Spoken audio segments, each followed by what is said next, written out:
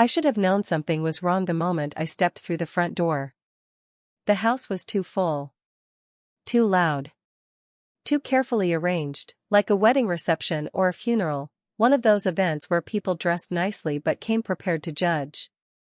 Balloons hovered near the ceiling, pink and gold, spelling out happy birthday, but the letters sagged unevenly, as if even they were tired of pretending. The long dining table stretched across the living room, packed with dishes my mother only cooked for special occasions. Roasted meat. Polished silverware. Crystal glasses that hadn't seen daylight in years. And faces. So many faces. Aunts I barely recognized. Second cousins who never remembered my name. Relatives who hadn't called me in years suddenly smiled like they had always loved me. Over 100 of them, packed shoulder to shoulder, filling the house with forced warmth and whispering conversations that stopped the second I walked in. My stomach tightened. Surprise, someone shouted, half-heartedly. I smiled because that's what daughters like me were trained to do. Smile. Be grateful. Don't ask questions. Happy birthday, my mother said, air-kissing my cheek. Her perfume was sharp and unfamiliar. She didn't look at my eyes. Dad stood near the head of the table, holding a glass of wine, already flushed like he'd been waiting all day for this moment. My older sister, Clara, leaned against the counter scrolling through her phone, not bothering to hide her boredom. When she looked up and caught my eye, her lips curved into a smile that didn't reach her eyes. I told myself I was imagining it. 23. That was supposed to mean something. I had survived college, worked 2 jobs, paid my own bills. I thought maybe, finally, they were proud of me. We ate. Or rather, everyone else did. I pushed food around my plate while laughter rose and fell in waves. Conversations buzzed around me, questions about promotions, marriages, babies. No one asked about my life. No one asked what I wanted. Then my father stood. The room quieted instantly. He cleared his throat, tapping his glass with a spoon. Family, he said, smiling like a man about to deliver good news. We've gathered here tonight not just to celebrate a birthday, but to address a long-standing issue. My chest tightened. He turned toward me, and in that moment, I saw it. Not pride. Not love. Disappointment. For years, he continued, we have invested in someone who has shown nothing but ingratitude and failure. A daughter who chose selfish dreams over family values. Murmurs rippled through the room. I froze, my fork slipping from my fingers. This, he said, gesturing toward me, ends tonight. My mother stared at the table. Clara finally looked up from her phone, amused. My father raised his glass higher. From this day forward, she is no longer our responsibility. The room was silent. 100 relatives watched me unravel without moving a muscle. It wasn't my birthday. It was my public execution. For a moment after my father's announcement, no one spoke. The silence pressed against my ears until it rang. I searched the room for a single face that looked shocked, confused, anything that might tell me this wasn't planned. But the expressions around me were settled, expectant. They hadn't come to celebrate me. They'd come to witness something. My father set his wine glass down with deliberate care and reached into a manila folder resting beside his plate. The sound of paper sliding against paper was unbearably loud. He pulled out a thick stack of printed pages, neatly stapled, and walked toward me like a man approaching a podium. I believe in accountability, he said calmly. And it's time you learned the cost of your choices. He placed the papers on the table in front of me and tapped the top page with his finger. I looked down. Itemized expenses, 2001 to 2023. My breath caught. Rows of numbers stared back at me, tuition, groceries, doctor visits, clothes, birthday gifts. Every necessity. Every moment of care I thought was love had been reduced to a receipt. At the bottom, bolded and underlined, was a total so large my vision blurred. You can repay us, my father continued, his voice steady, every cent we wasted raising you. Or you can walk away tonight and never contact us again. Never contact us again. The words echoed in my head, each one heavier than the last.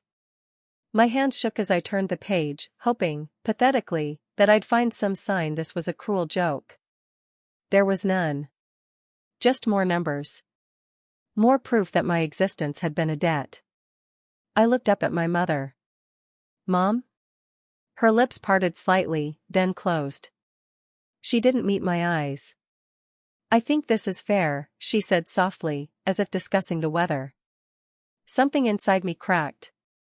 Before I could speak, my sister pushed herself off the counter and strolled toward the table. She picked up my car keys, the ones I'd placed beside my plate without thinking, and twirled them around her finger. Oh, Clara said casually, before you leave, you should know. Dad already transferred the title to me. I stared at her. What? My voice sounded small, foreign. The car, she clarified, smiling. It's in my name now. You wouldn't want to steal family property, right? A few relatives chuckled nervously. Someone cleared their throat. No one stopped her. That was my car, I whispered. I paid for it. Dad shrugged. We helped with the insurance. It's only right. Only right. I felt heat rise to my face, tears burning behind my eyes, but I refused to let them fall. Crying would give them satisfaction. Screaming would make me look exactly like the failure they'd already decided I was. I slowly pushed my chair back. The scrape of wood against tile echoed through the room. So that's it? I asked, my voice steady despite the storm inside me. You invite me here to humiliate me, charge me for being born, and steal the last thing I own? My father folded his arms. We gave you a choice. I looked around the room one last time. At the relatives who watched in silence. At my mother, who couldn't look at me. At my sister, jingling my keys like a trophy. I realized then that nothing I said would change this. So I said nothing. I stood up, left the papers on the table, and walked toward the door.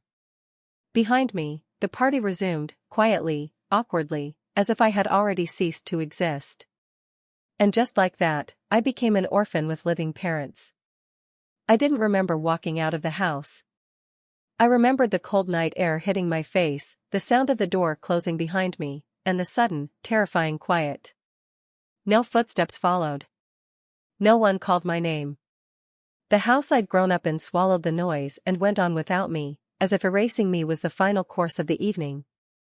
I stood on the sidewalk for a long time, staring at the glowing windows, waiting for something, regret, anger, an apology. Nothing came. I didn't have my car. I didn't have a plan. I didn't even have my coat. I called a friend I hadn't spoken to in months, my voice shaking as I asked if I could stay the night. She didn't ask questions. She just said, of course. That kindness almost broke me more than the cruelty had. The first night, I didn't sleep. Every time I closed my eyes, I saw the bill. The numbers. My father's calm voice telling me my life had a price tag. I replayed childhood memories, birthday cakes, school plays, scraped knees, and watched them rot in my mind, transformed from love into transactions. By the second day, my phone buzzed. Dad. I didn't answer. A minute later, Mom. Then Clara. I turned the phone face down.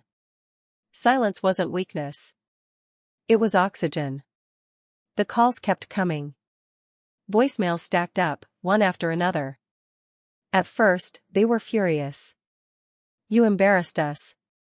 You walked out like a child. You owe us an explanation. By the third day, the tone shifted. We need to talk. This has gone far enough. Come home. Come home. As if I still had one. I listened to the messages with shaking hands, then deleted them. Every word reopened the wound. I needed distance to survive, not their version of closure. On the fourth day, the calls exploded. 50 in one day. Missed calls from unknown numbers. Relatives. Family friends. Even my aunt, who hadn't spoken to me since I was 12, left a voicemail telling me to do the right thing. I knew then that something had changed. They weren't calling because they missed me. They were calling because they needed me. That realization steadied me in a way nothing else had. I sat on the edge of my friend's couch, phone in my hands, and felt something unfamiliar settle into my chest. Clarity. While they were busy planning my public humiliation, they'd forgotten something crucial. I wasn't as powerless as they thought. The documents in my email. The records I'd saved. The legal advice I'd quietly sought months earlier, just in case. I'd always sensed love in my family came with strings. I just hadn't known how tight they were until now. Their panic confirmed it. I didn't answer the phone. Not yet. I let it ring while I packed my things into a borrowed suitcase. I let it ring while I applied for a new apartment, a new job transfer, a new life.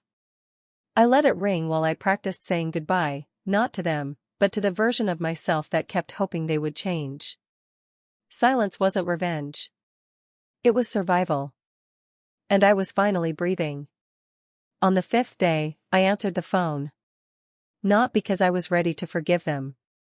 Not because I missed them. I answered because the shaking in their voices had finally reached the point I'd been waiting for.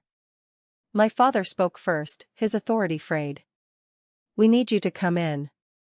Today." "No," I said calmly. There was a pause, long enough to feel his confusion through the line. "You don't get to say no," he snapped, grasping for control. "This situation is serious." "I know," I replied. "That's why I'm recording this call." Silence. My mother's voice cut in, thin and pleading. "Please. We just want to talk." "I've done enough listening for a lifetime," I said. "Now it's my turn." They had finally realized what they'd missed. While they were busy itemizing my existence, they'd forgotten I was the one who handled the family's paperwork for years. I'd been the one organizing documents, scanning files, forwarding emails, because it was convenient for them. That included copies of property records, bank statements, and a very specific power of attorney form my father had pressured me into signing months earlier, without ever properly filing its revocation. "You disowned me," I reminded them. "Publicly. In front of witnesses. That means you don't get to control the narrative anymore." My father started shouting. I let him. Then I spoke. "I spoke to a lawyer," I said evenly. "Do you know what extortion looks like? Presenting a fraudulent debt. Threatening disinheritance. Seizing property without consent." My sister gasped in the background. "And the car?" I continued. "The transfer you bragged about? Invalid. I have proof the insurance and payments were solely mine." "Enjoy explaining that." The line was chaos now, voices overlapping, panic bleeding through every word. "I'm not taking anything from you," I finished. "I'm giving you exactly what you gave me. Consequences." "I will file formal complaints," I said. "Or I won't. That depends entirely on whether you stop contacting me and communicate only through my lawyer." My mother started crying. It didn't move me. For days ago, they'd watched me leave without a coat, without a car, without a family. This was mercy. I ended the call and blocked every number. The apartment I moved into was small but quiet. No yelling. No conditions. I hung my coat by the door and sat on the floor, breathing in the stillness. For the first time, I didn't feel like I was waiting to be punished for existing. Weeks later, a single envelope arrived. Inside was a check. No note. No apology. I didn't cash it. I framed it. Not as a trophy, but as a reminder. Revenge didn't taste like anger or victory. It tasted like peace. Like waking up without fear. Like knowing that the people who tried to break me no longer had access to my life. I celebrated my birthday a month late, alone, with a cupcake and a single candle. And for the first time it was truly mine.